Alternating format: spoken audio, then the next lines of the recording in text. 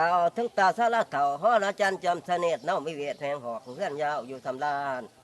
เป็นอาจารย์เอกอ้างขิวเสียงถ้วยเสกดูโม่ปันตาเห็ดเด่นก็คนมาทางขายคนเสียใต้หรือไข่ไข่คานบ่มีขาดทำนายศาสตร์สอกใส่ไผ่ศิลำเลือดคน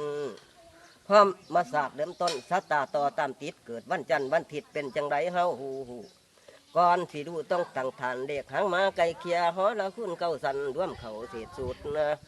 ผู้ภาษานกแก้วกี่กังสังกาสักกูหน้าแนวนกเบาจังไรเฮาหู